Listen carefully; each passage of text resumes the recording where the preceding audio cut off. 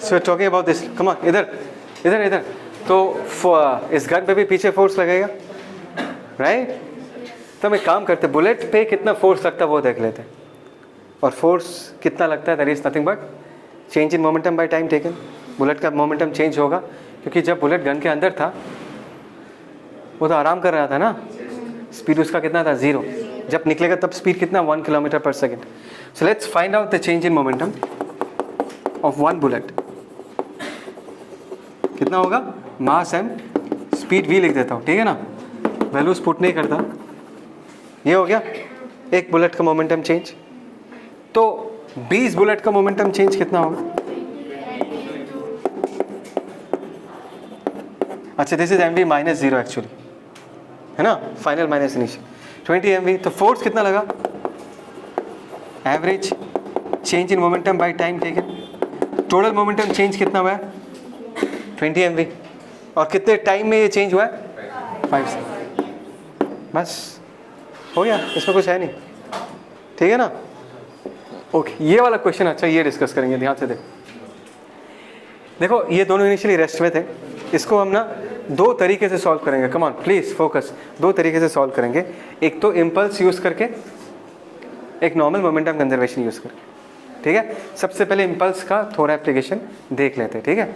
अच्छा, एक बात सुनो ध्यान से, अगर मैं टाइम बहुत छोटा कंसिडर करता हूँ और अगर फोर्स अगर नॉन इम्पल्सिव, जैसे कि mg spring force, if the time is very small, so these forces will not cause a significant change in momentum because they are non-impulsive. Under such circumstances, if the time is very less, we can ignore their contribution. कुछ ना कुछ momentum change करेगा, but that will be negligible. बात समझ आया? मैं ऐसा क्यों कह रहा हूँ, ध्यान से देखो। अगर मैं यहाँ पर इस कहानी में ये पूछूं, जब ये बॉल आके पैन को हिट करेगा तो पैन पे तो एक झटका लगेगा, वो फोर्स लगाएगा, और रस्सी भी सडनली टाइट हो जाएगा, राइट। पैन को अगर नीचे सडनली धक्का दोगे तो रस्सी भी ऊपर खींचेगा। Is that clear? तो अभी अगर मैं पैन का डायग्राम बनाऊं और पूछूं कि पैन में क्या क्या फोर्सेस लग रहे हैं, क्या क्या इम्पल्सिव फोर्सेस लग रहे हैं। पहला तो होगा कि उस छोटे से बॉल ने इस पे नॉर्मल एंड नीचे की तरफ लगाया था, धक्का दिया नीचे की तरफ, बिकॉज ऑफ दिस झटका रस्सी पे भी ऊपर एक झटका लग जाता है, टेंशन टी भी लगता है। So tension T is also what, impulsive. क्या मैं इस पिक्चर में mg को शो करूं बिकॉज पेन का खुद का सेल्फ वेट है mg? नहीं शो करूंगा, बिकॉज ये मैं FBT नहीं बना रहा। मैं सिर्फ तुमको ये दिखाना चाहता हूं कि इस पूरे पैन में कौन से इम्पल्सिव फोर्सेस लग रहे हैं, because that ball will come and hit the pan. वो जो झटका लगाएगा that will be for a very short period of time, उसके बाद वो चिपक जाएगा। झटका जो लगेगा that will be for a very short period of time. इतने कम टाइम में mg कोई मोमेंटम चेंज नहीं कर पाएगा, even though it is external. Is that clear? Okay, so can you tell me what is the formula for impulse, product of force and time? Late us say that the ball, छोटा वाला ball has hit the pan for dt time, right? An impulse is nothing but a vector equation, so signs have to be taken care of. So normal का impulse अगर मैं बोलूँ minus n into dt,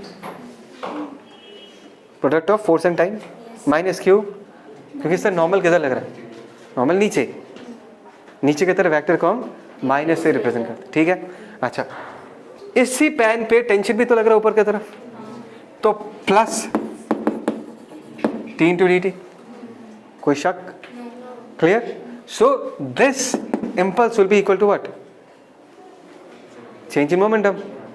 is that clear? So let us से टकराने के बाद ये तो इसके साथ चिपक जाएगा। लेट अस से ये v डैश, ये भी v डैश स्पीड से ऊपर जाना चालू करता है, राइट। सो मैं सिर्फ पैन के बारे में डिस्कशन कर रहा हूँ। पैन जो है टकराने के पहले इसका स्पीड 0 था, टकराने के बाद ये नीचे की तरफ जाता है with speed of what, v dash. तो m v final minus v initial, v final होगा माइनस v डैश, और इनिशियल को हम क्या पुट कर देंगे, 0। Is that clear? This is my first equation. मैं फिर से लिखता हूँ इक्वेशन को, integration of t into D T, sorry, minus integration of n into D T that is equal to minus m v dash. कोई doubt?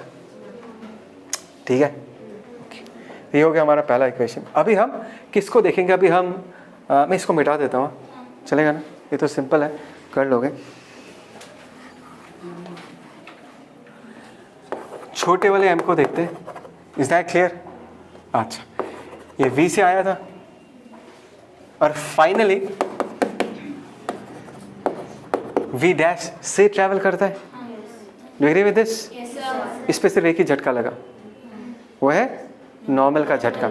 उसने pan को झटका दिया, पैन ने भी उसको ऊपर झटका दिया होगा, तो इस पे नॉर्मल n लगा होगा। मैं mg नहीं बना रहा। देखो this thing is change in momentum, तो प्लस mg इंटू dt भी तो लिखना चाहिए था, because force causes A change in momentum. इसमें सिर्फ नॉर्मल और टेंशन तो नहीं लग रहा है, mg भी तो लग रहा है, but integration of mg into dt को हमने इग्नोर किया। Come on, try to understand.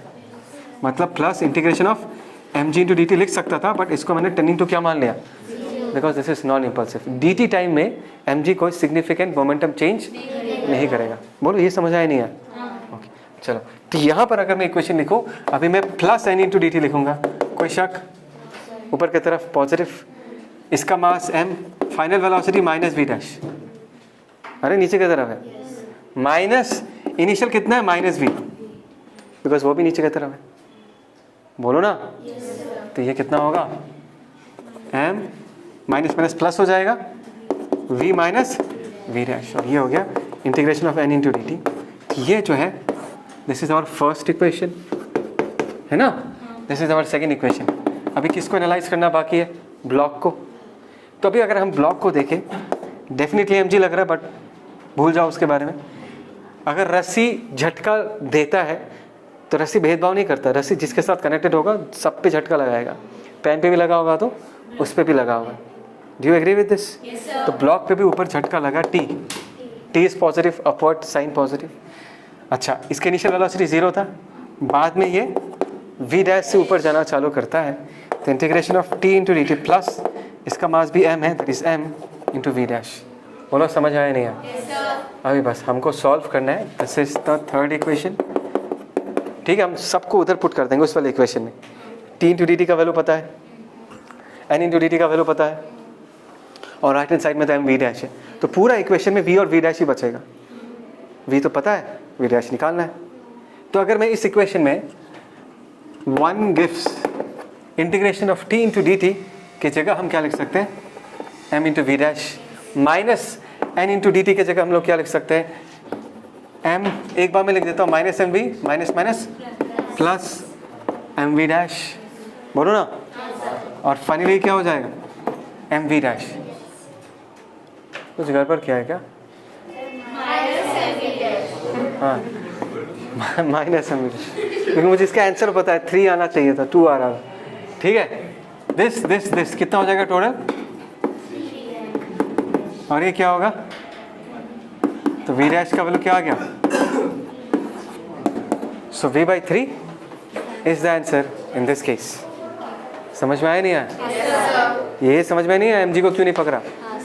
अच्छे से साइड में लिख के रखना, नहीं तो इक्वेशन में लिख के रखना, n into D T, sorry t into D T minus n into D T, फिर प्लस या minus mg into D T लिख के रखना, फिर काट के 0 लिख के रखना, फिर बोलना कि भाई ये नॉन इम्पल्सिव है, तो ये खास मोमेंटम चेंज नहीं करेगा, हम इसको नेग्लेक्ट करेंगे। ये सबसे इंपॉर्टेंट पार्ट है इस क्वेश्चन का, अच्छे से लिख के रखना। और साइन कन्वेंशन का ध्यान रखना है, प्लस माइनस उल्टा करोगे तो आंसर नहीं निकलेगा। ठीक है, डन, बंद करो।